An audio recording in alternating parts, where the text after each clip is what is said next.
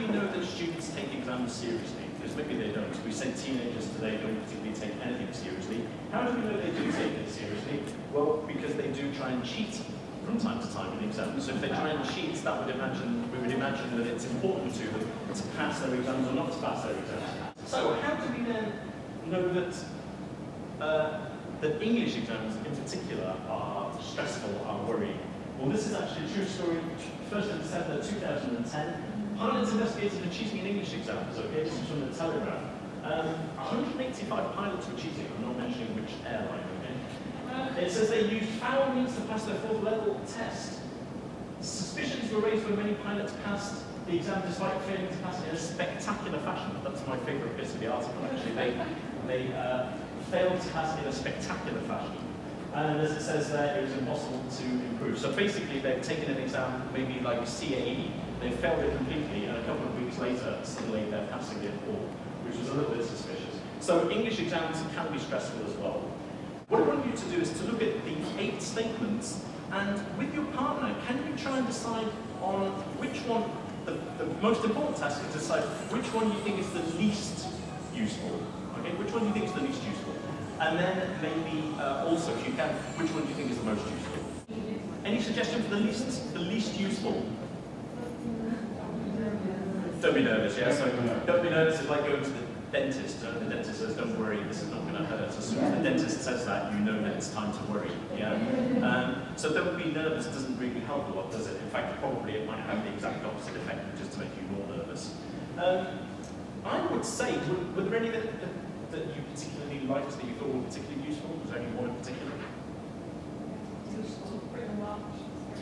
Yeah, watch and spare pen. And I don't know how many of you are teachers of teenagers, but to be honest, I'm Brighton at Macmillan, and I'm still a teacher. I'm in the classroom every day. The number of times that I'm invigilating an exam and students are saying to me, how much time is there left? Oh, yeah. And then that I took my students for first certificate exam and told them 20 times to bring a pencil, and of course they didn't bring a pencil because they think somebody will always come and appear magically with a spare pencil to give them, and of course that magic person doesn't always exist. So my point would be, personally, I think that as teenagers, if you're a parent of a teenager, you'll know that you can never overstate the obvious. I'm going to show you a composition. It's from a Spanish school leaving exam from last year, in fact. So this is what 18-year-olds do in Spain. There are 2 compositions, and I'm just going to show you the 2 composition titles for like 30 seconds, and then I'm going to ask you a couple of questions, okay? We often divide compositions into 2 types, now, for and against and opinion. In opinion, you're just expressing your own opinion, and in for and against, you're giving what some people say is good, what some people are saying is bad, and what I think. So which one is it in the end? Is it for or against, or is it opinion? For or against. It's for or against, in which case it is in fact opinion. And in fact, most of the students who did this essay, they did introduction, reasons for, reasons against, which is not what the question was saying, okay? And in fact, they were penalized, okay? So they lost marks because they didn't do exactly what was asked for. The question for me now would be that it is important then to teach exam strategies. The question then is like how much time we spend practicing exams in class with our students. Did you agree or disagree with the first? Disagree. Depends on the country. Yeah, or it does depend on the country. On the students, yeah. My point when I'm talking about exams, because we could go on about this, but my point about exams is that it is both, and therefore if you are only teaching it as a school subject, you can give a negative idea to the students. I.e., if we're only preparing our students for exams, and for the exams at school, and we're not doing things from outside, then it's going to have a negative effect, isn't it? Which leads us on to the next one about backwash. Can it be an issue?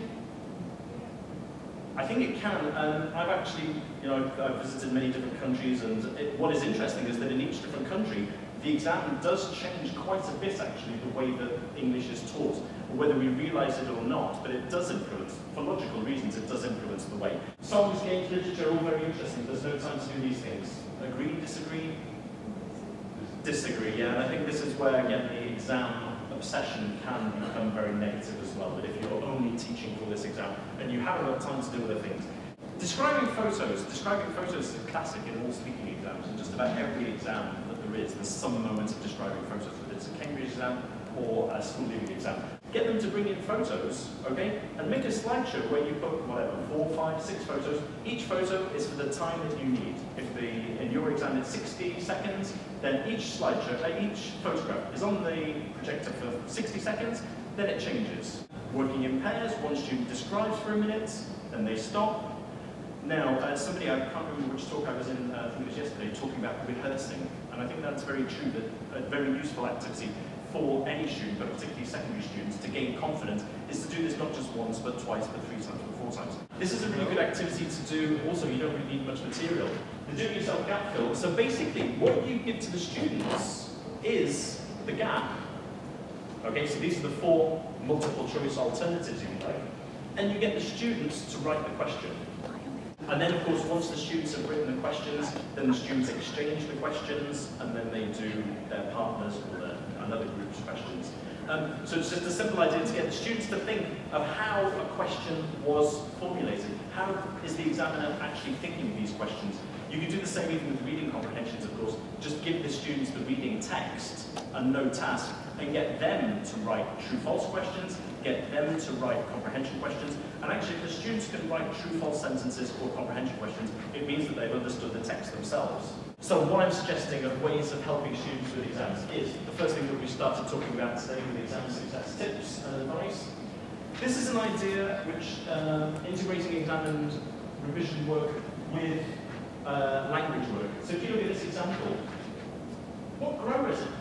Presenting, practicing. Gerunds and infinitives, okay? And what is the text about? Well, it's about revision. So just a way of combining your exam suggestions and your revision work. This is on your handout, by the way, okay? But just to combine the 2 things, so you're doing language work, but at the same time, the content of the language work that you're doing is actually quite useful because you're doing 2 things at the same time, aren't you? When we talked about the photographs, we mentioned rehearsing and repeating. So doing the same activity again, and then again, and then again is useful just in terms of confidence, that you're building up the student's confidence. Let students predict and prepare exam tasks. So we mentioned that with the photos when they prepared their questions, and also then with the DIY gap fill, so the students are actually writing the questions themselves. Allow occasional peer correction. So we talked about handwriting, but in general, to allow students to make comments about how well did they do that. I think sometimes if they listen to it from somebody, not just the teacher, then I think that's useful for them. Be positive with advice and feedback. I think that's always true, but particularly with secondary students who have often more problems with confidence. And then basically this idea of aiming for balance between English as a school subject and English as a life skill. Between testing and training, sometimes with exam courses we tend to only test and not actually train the students to be able to do the exam. Done to the students or done by the students, so the students can actually create the tasks themselves, and then exam-related work and non-exam-related work. On Gateway Online, there is a video of me doing one of those exam success tips with a group of students, so if you want to watch that, then you might find it interesting. And also on Facebook, then at the moment, each week we have a tip just about teaching teenagers, so if you want to have a look at that too. Thank you very much for coming. Thank you.